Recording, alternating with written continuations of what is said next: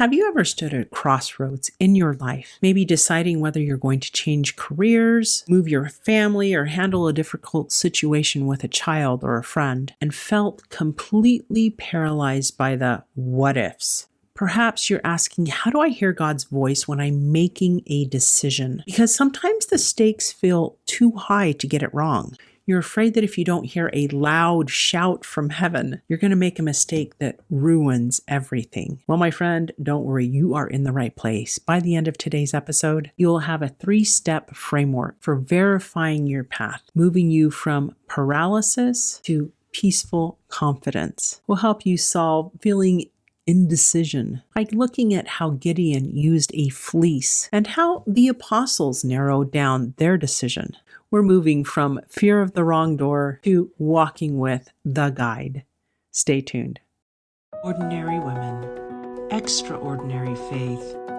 When God calls, we say yes. Hello and welcome to another episode of the Arise Women of God podcast. I'm your host, Tamara K. Anderson, and today I'm joined by the wonderful Wendi Christensen, my co-founder, and Kari Anjewierden, who is part of our Women Warriors of Light advisory board. And today we're diving into how decisions aren't just about picking an option. They're about developing a dialogue with God. In Judges chapter 6, we meet Gideon. He was called by God to lead an army, but he was understandably terrified and probably a little bit overwhelmed. And so he asked God for a fleece witness. He put a piece of wool on the ground and asked for it to be wet when it was supposed to be dry, and then dry when it was supposed to be wet. God didn't rebuke him for needing that certainty, and he provided the witness that Gideon needed to move forward with confidence and faith.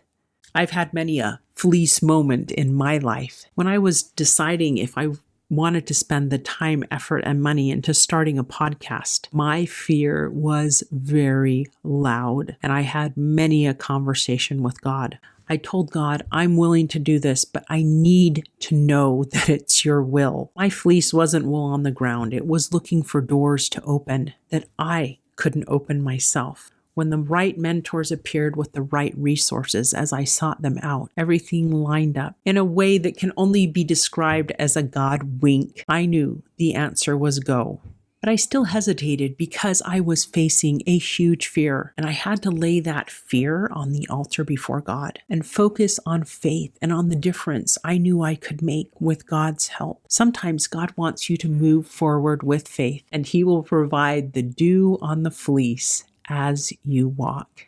Another beautiful scriptural pattern is found in Acts chapter 1. The apostles needed to replace Judas, and they didn't just wait for a name to drop out of the sky. They used their own wisdom first to narrow down their candidates and their choices down to 2 qualified men, Joseph and Matthias. Only after they had done their part to research and narrow down their choices did they go to God in prayer. Lord, Thou which knowest the hearts of all men, shew whether of these 2 Thou hast chosen.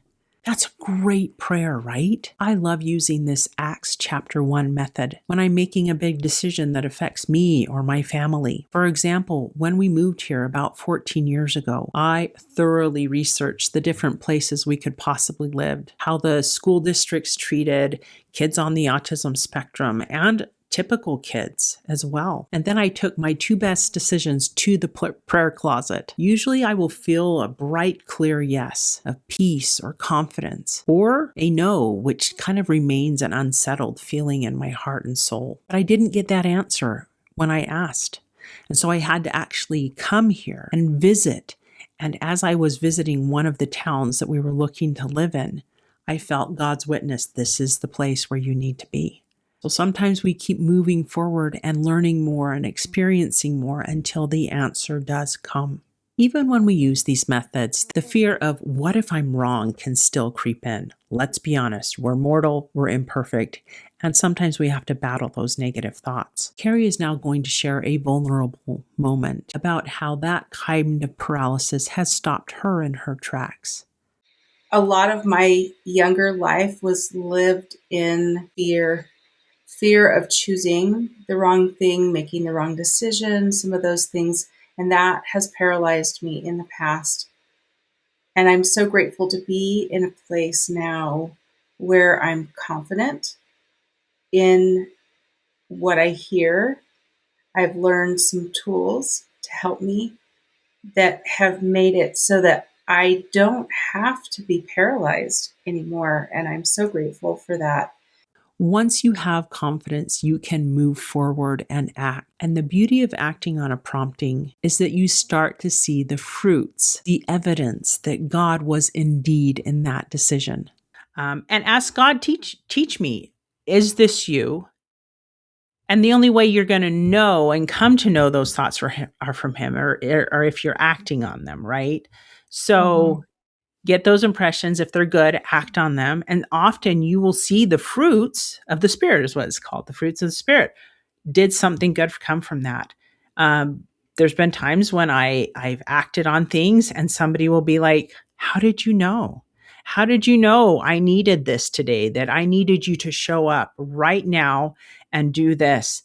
And I'm like, that is because it came from God. And so that also helps reinforce, Tamara, that thought really was from God, good job. You followed it. And so as you receive those good things and act on them, you'll grow more and more confident. And these good thoughts are coming from God. Any other thoughts on this, Wendi? Yeah. It's interesting. As you were talking and I was pondering, I thought sometimes it comes from different sources that reinforce that I've heard God. Like sometimes if I'm struggling with something and I talk to a friend about it and I'm describing this and then this, and I'm not sure what to do here, and I'm trying to figure this out, then clarity will come into my mind. That's from God. He's used another person to help me to figure it out. But sometimes clarity will come as I'm even describing the challenge or the decision or what I'm struggling over, right? That it can come through that. So, my friend, God doesn't want you to live in fear that you're going through the wrong door. He is a shepherd who knows how to find his sheep. He knows exactly where you are right now and the decisions you are making. And guess what? He will find you even if you detour onto a side path.